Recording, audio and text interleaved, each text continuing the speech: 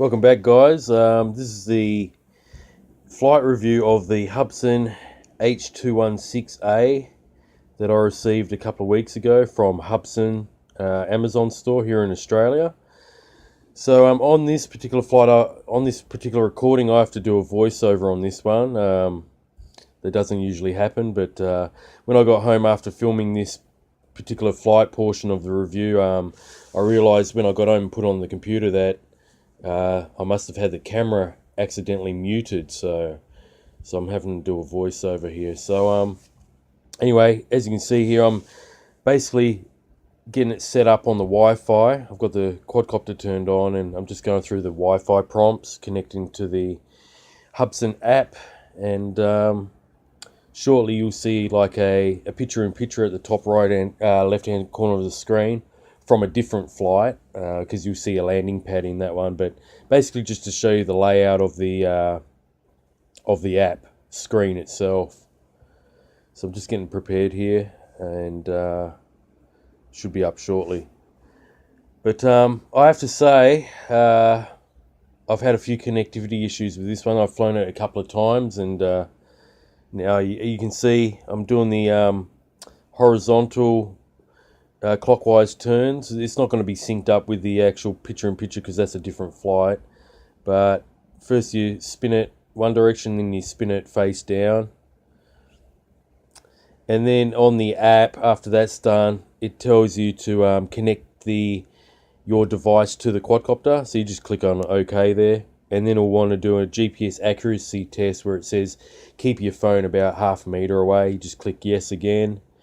And good GPS accuracy. Now, one thing about this quadcopter, the GPS picks up rather quickly. As you can see, it's 11 on the screen there, but this was a different flight. But on every flight, it picks up to 11 satellites. I think that's the maximum it can get. Now, I'm going to the controller section of the app. So after you do all your compass calibration, you've got to go and hook it up to your Bluetooth controller. And that's what I'm actually trying to do here. You can see there's a Google map there on the top left of the app as well, which is pretty cool. So I'm going to the controller settings. You have to scroll down. I've got it in. You got three modes there. I've got it in advanced for this flight, so rate mode 3, I'm guessing. And then it's loading up the Hubsan controller. So you click on that, highlight it in blue, and then press connect on the right, and it will say it's connected.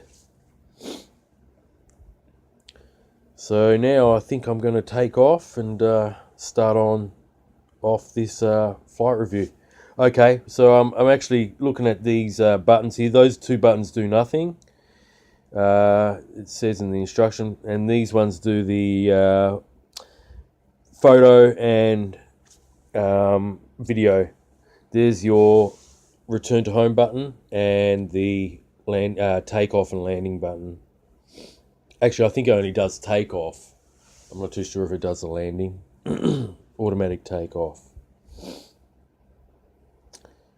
Okay, so we're going to take off here. I've spun the rotors. I've armed it by pressing 2 sticks down and out. And I'm just doing a bit of a hover test here, making sure the compass calibration's all done correctly and it's not toilet bowling, which it's not. It's just getting blown around a little bit by the wind there. It was a rather calm day, but there was a little bit of wind. So I'm just letting it sit there. I like to let the GPS quadcopters sit there for a moment just to record the home position. So soon I'll take it out. This one has a 750 milliamp hour LiPo, which is quite bigger than the Hubsan H216A, which only has a 610 milliamp hour. So you're getting about 140 milliamp hours more on this LiPo that comes with this one. It's a high voltage LiPo as well. So I'm hovering there for quite a while. I don't know why. I must have been setting something up, checking the FPV. But here we go. I've raised it up a bit because, as you can see, it only raised up about a meter when I press the auto takeoff button. So I'm just going around having a look at it, and soon we should be taking off. But yeah, guys, I've flown this quadcopter about 3 times now. This would be one of the 3 flights, and I've had a few little connectivity issues with this one that I'm not too happy with. So I'll get into that a bit later. But it does, on this particular flight, it actually flew reasonably well. It did what it's supposed to do, which you'll see during this flight review. At this stage, I've flown it out about, say, around 70-80 meters, I think. Maybe even a bit less, around 70 meters, and I'm just checking the FPV view there. You can't really see it too much because of the glare on my phone, but you can see it a little bit there. It's a little bit choppy where my face is there. You can see a little bit of the screen there, and I'm just checking. I think I've pressed record here on the app, and there'll be another picture-in-picture video of that. So I'm just having a look at the FPV signal. There we go. And that's the recording that I when I initiated it on the app to record. So, I mean, the camera is good on this one. It's a 1080p. I'll give it that. The camera, for a toy grade GPS quadcopter, the camera is quite clear, and it is quite good quality for what it is.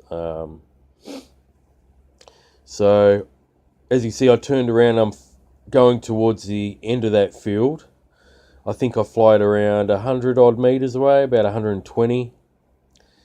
And soon I'll be initiating a GPS return. As you can see, I'm pointing at the controller. I'm about to press it.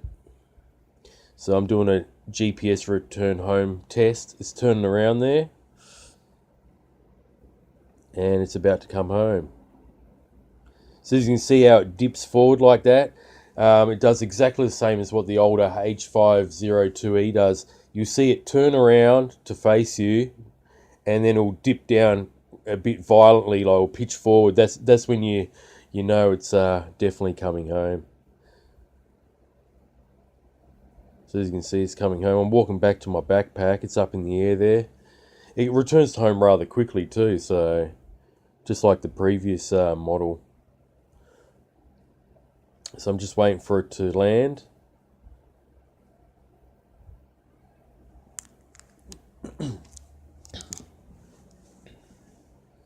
It's coming in for a landing now.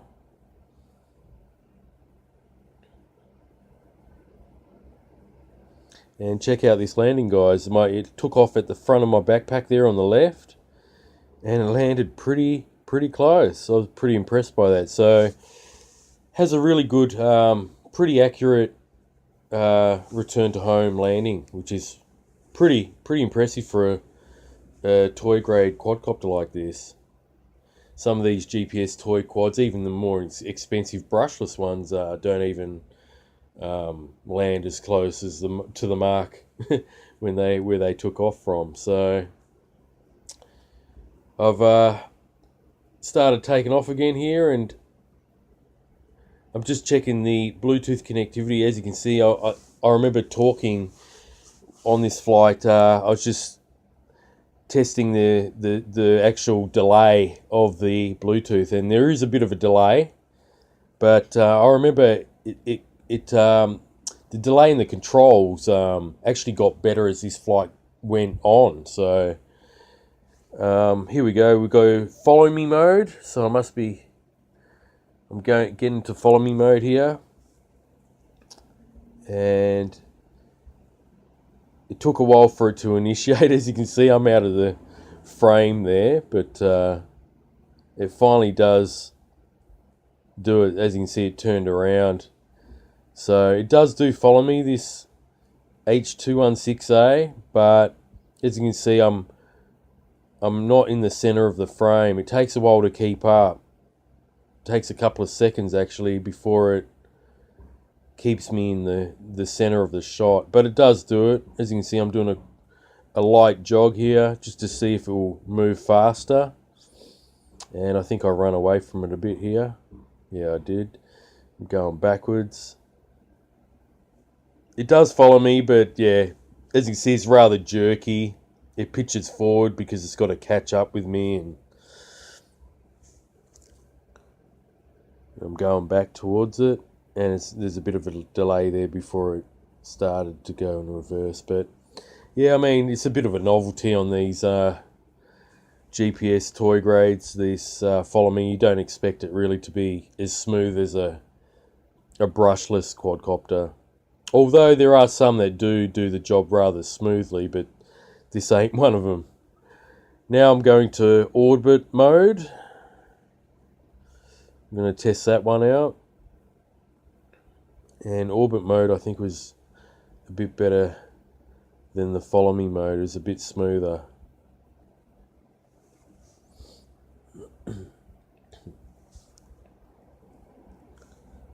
So just like the follow me mode, it took a little bit of a delay. Took a little bit of getting started on its on this feature. So you have to actually do this one through the app, just like the follow me mode. You have to do it through the app, not the controller. So as you can see, it's circling the position there. I'm just standing there, and it's a lot smoother than the follow me mode. I had to move a little bit there. As you can see, I'm walking a bit back just to get into the radius of the circle there. But from the footage, it's pretty smooth. So I get out of that mode. I stop that recording and I start flying around and taking pictures now.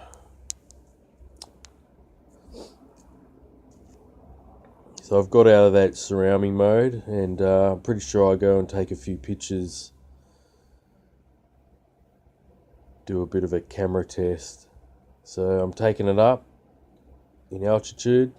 Now at this point, I noticed the connectivity between the controller and the quadcopter itself was getting a little bit less laggy for some reason. I don't know why. At the start of this flight, it was a lot laggier, the Bluetooth connectivity, but during this flight it got a little bit better. But as you can see, I've taken a few photos here, and the 1080p camera on board does quite a good job. So there's a few different angles there from when I was panning around while I was up there, and I'll bring it down now. It's in third rate, so it's rather quick in that third rate while having GPS lock. You cannot turn the GPS on and off on this one. It's full-time GPS, but you've got three modes. You've got beginner, standard, and advanced. So you've got that option within the app.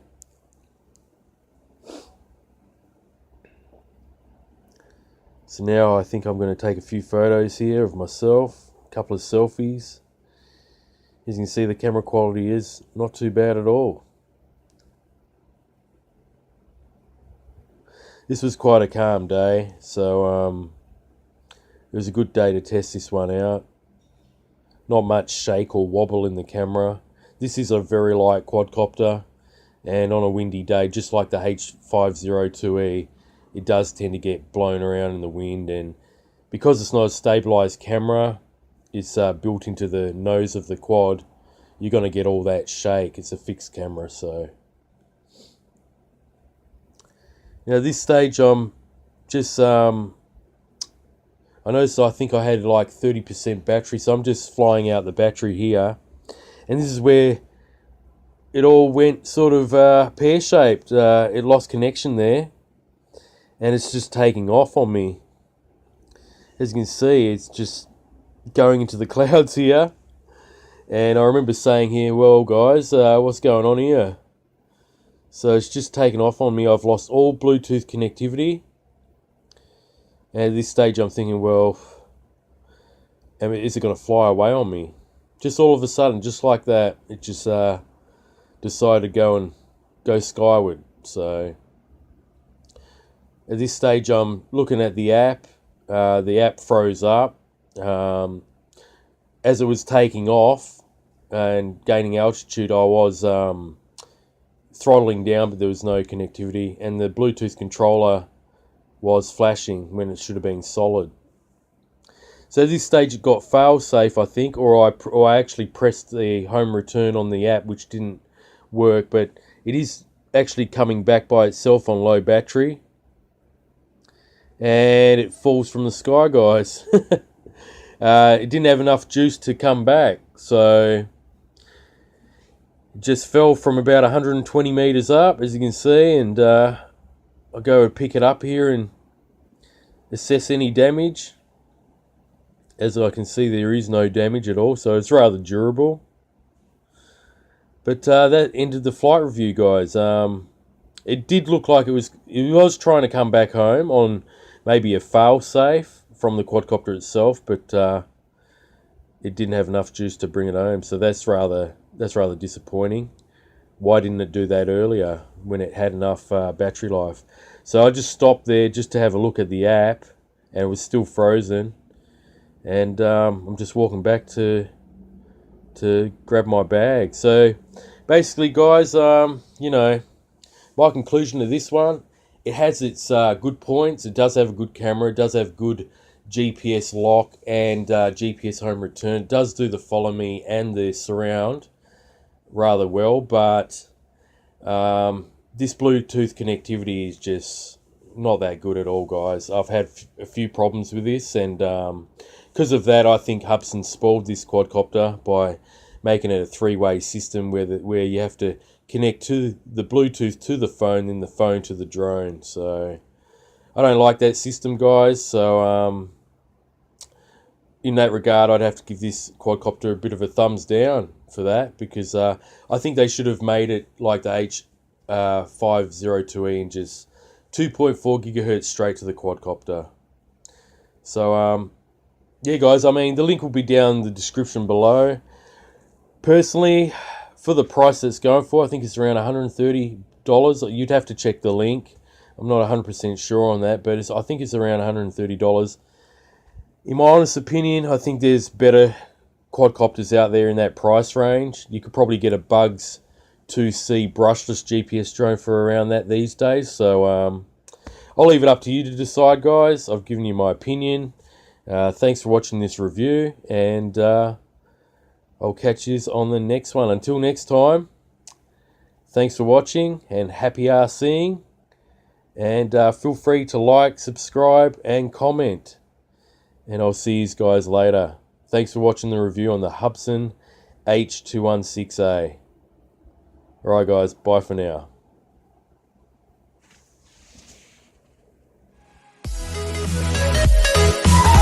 We'll be right back.